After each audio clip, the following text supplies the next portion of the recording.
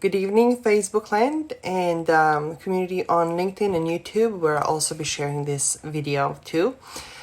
Welcome to a new edition of my now daily live streams for leaders, intentional leaders, cutting edge leaders, CEO, and experts who are continuously forging your way and leading your teams to not only sustain throughout these times, but come out stronger, better, more connected, and really all set to play a long game.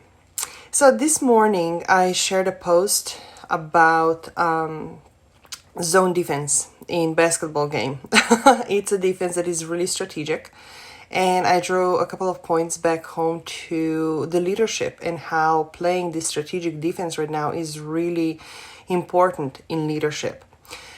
Right now, I want to take this step further and share with you a couple of insights about how to be intentional and strategic when you do need to make tough decisions, when you do need to have tough conversations, and when you do need to let go of members of your team. Because let's face it, times are unprecedented and not everybody is set up to sail through without getting bruised along the way.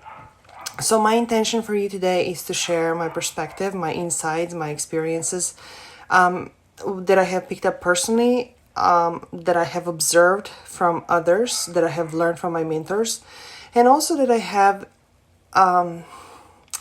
I don't want to say studied in school, because let's face it, books in school and reality are oftentimes quite different, and this is certainly one of those situations.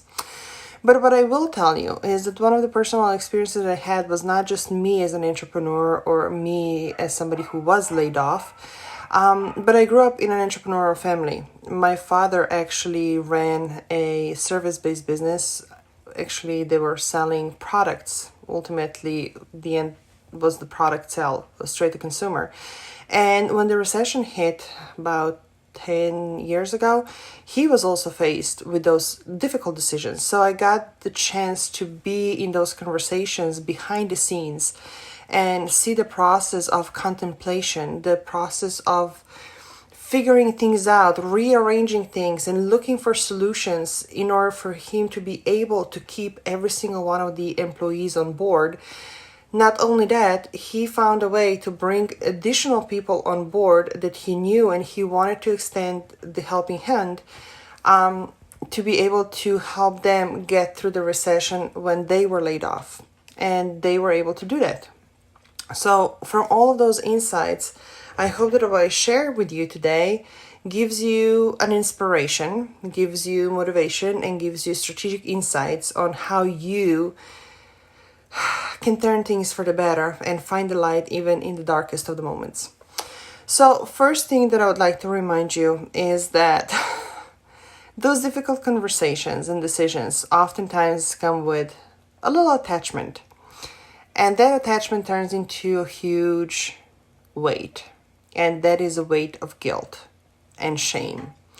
And all of those things, the stories that we are telling ourselves. So I'd like to remind you, first and foremost, before we go any further, I need you to understand that no matter what happens, you are not your results. You are not your business. You are not the numbers on the bank account, the numbers on the scoreboard, the numbers on the scale, or whatever metrics that you are using right now. You are a human being. You are a divine being. And the fact that you do have a business, the fact that you do have a team, the fact that you do lead the team is simply a portion of all that you are. And it's just a tiny part of what it is that you do. See, us entrepreneurs, we oftentimes start equating our success with our self-identity. And, usually things go pretty well until it gets tough. And then we have this abrupt wake-up call when it's like, oh, shoot, yeah, that's right. I am not my results. And we have to build from the scratch. So first and foremost, do remember, you are not your results.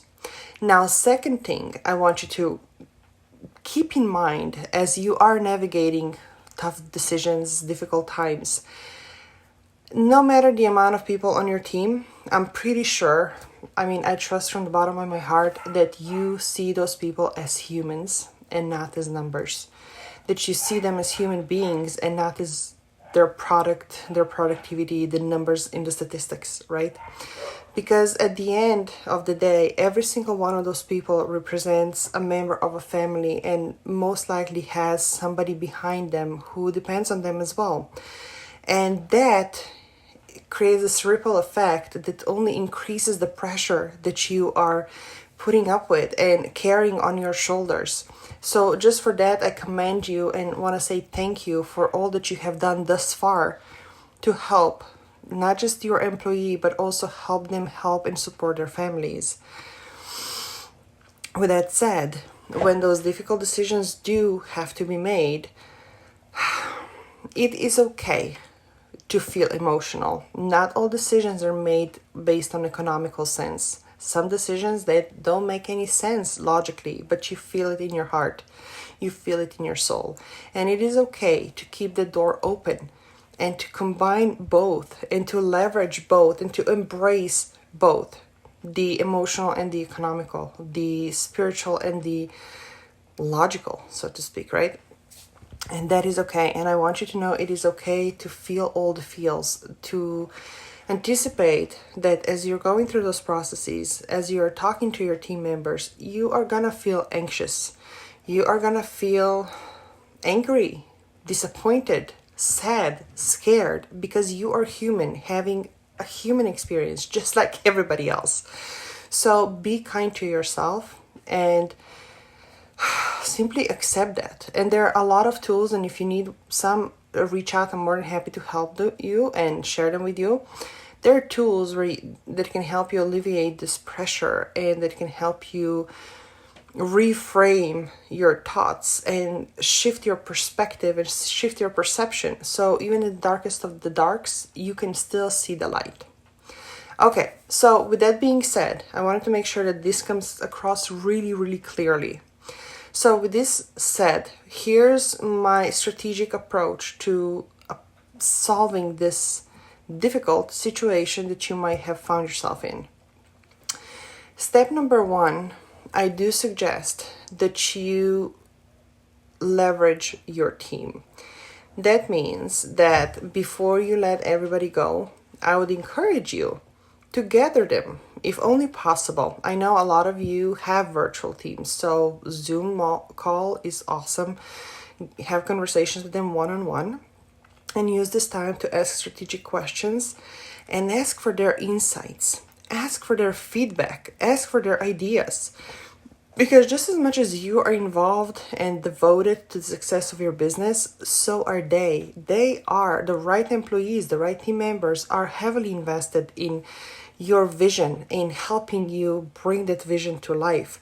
Even in the difficult times, no matter what's going on in their own lives, they are there to support you. So use that and ask for their feedback, because they are on the front lines. They might have insights that you as the CEO, as the leader, might have missed, or you simply don't have the time to look into all of those things. People who are dealing with your customers firsthand, they will have insights that you don't. People who are working in a production behind the scenes while you're seeing the productivity reports, have you ever watched the Undercover Boss? That's what I'm talking about. You are not in the front lines, you don't have the first-hand experiences, and what you see on the reports on the paper can be very different from the actual experience on the front lines. So utilize that and create a space where your team can actually openly share not just their experience, but their suggestions. And look for ways where all of you can step together and look for ways to improve. Now, here's the thing, because even if you are all aligned on your mission and on your vision, those different perspectives will help you gather the bigger picture. And the bigger picture will help you make more educated decisions at the end of the day. So that's step number 1. Step number 2, I would invite you to start your inner dialogue first, monologue actually, and really come from the space try to ground yourself. Again, there are a lot of different practices that you can adopt to do that. Ground yourself and approach the decision making from the space of gratitude, from the space of love, and from the space of expansion. Because in every downside, there's also the opposite. There's always the polar opposite. So always know that you do have a choice how you want to approach it. So look for the expansion, look for the ways how this could turn out to be something, in the long run, how this could be a beginning of something even greater, even more aligned, even more impactful for yourself and for those particular team members that you will be letting go at the end of the day, right? So I invite you to really come from heart.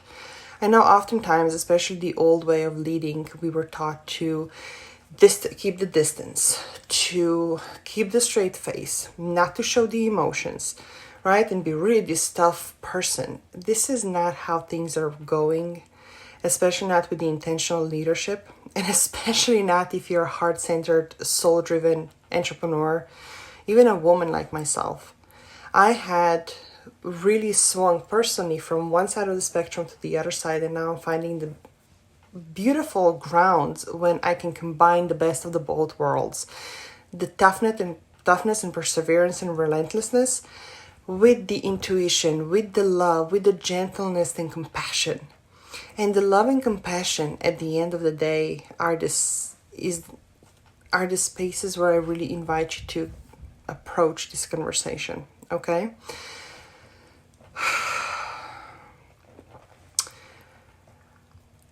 Strategic approach number 3. When you do sit down with this particular team member and have a conversation with them, be honest. Be honest with them. Just like in dating, we have heard so many times when you are dumping somebody, it's like, just let them down gently. Tell them it's not about them, it's about you. Da, da, da, da. Just be honest. Let them know this is the situation, these are the choices, this is why I'm making this choice, and this is how we're proceeding. And in the step of this is how we're proceeding, I do invite you to, again, see this person as a human being, and if only possible, unless they're a really difficult person to work with, which it does happen, I do invite you to extend your hand and provide references. Go through your network and see what introductions you can make and help this person out. When I was laid off, when I found out I was pregnant, the two were not related. I was not pregnant. I was not let go because I was pregnant. So there's no, I want to make this really clear because first and foremost, it's illegal. And second, it's immoral. My former employer did not do that. Okay. I only informed them as we were having this parting speech conversation and I was about to sign the papers. I did let them know, oh, by the way, this is the reality. And I do wanted to make sure that as an employee who was being let go, I wanted to thank them for the opportunity. I had no idea where that was going to lead me. I had no idea what my life would look like the following day. But I still wanted to make sure that we kept the conversation open, that the doors were open, that the bridge was not burned. And it's just something that I value personally, really, really much, relationships.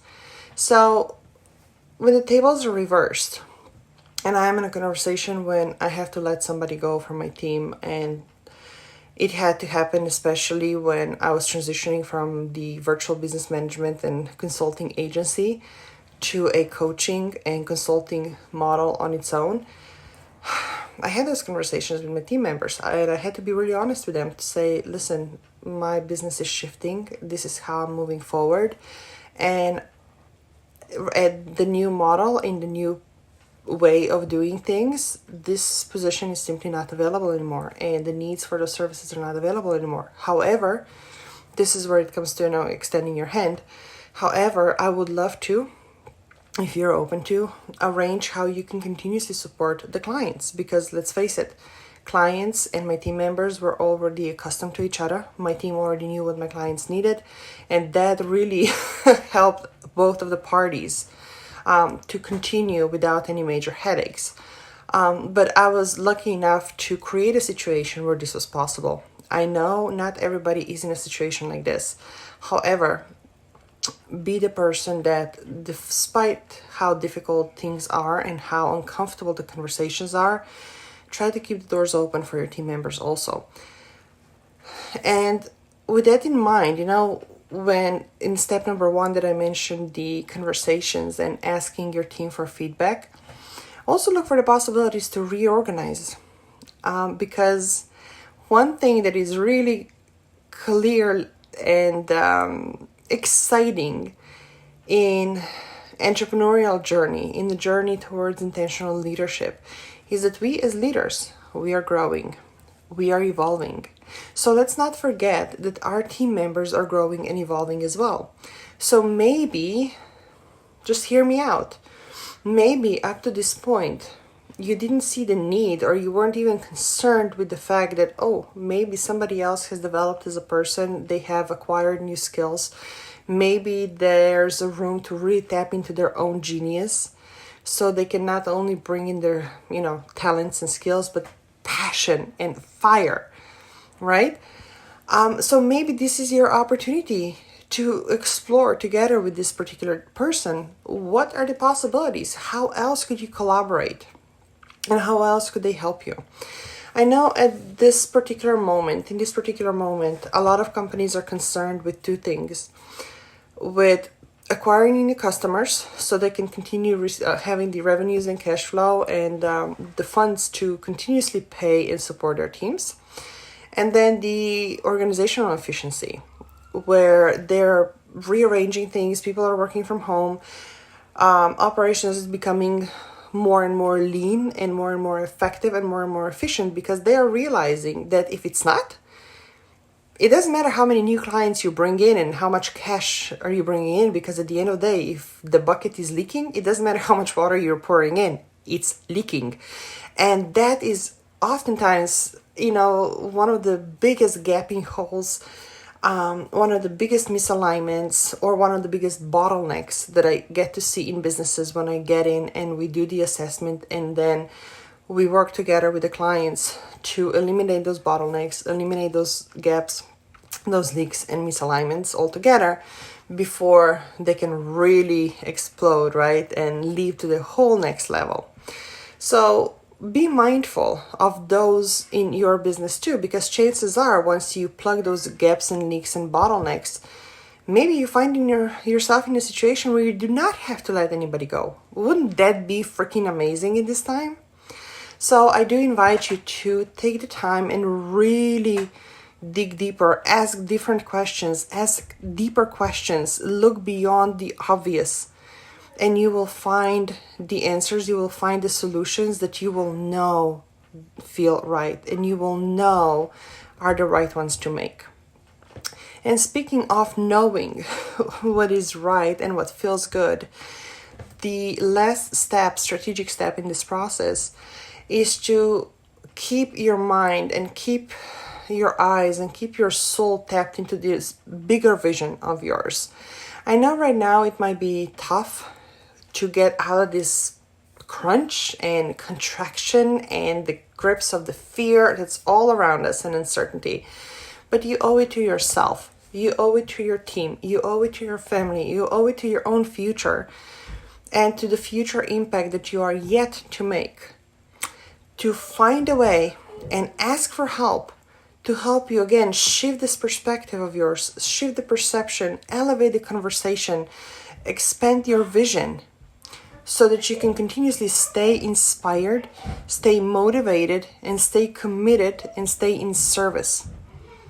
And working towards realigning yourself with this bigger vision, because I am a firm believer, once again, that whatever it is that we're facing right now is a greatest gift that we can possibly receive and a beautiful opportunity if we choose to believe so. And the possibility awaiting for us at the end of this tunnel is truly, truly infinite when we choose to see it that way.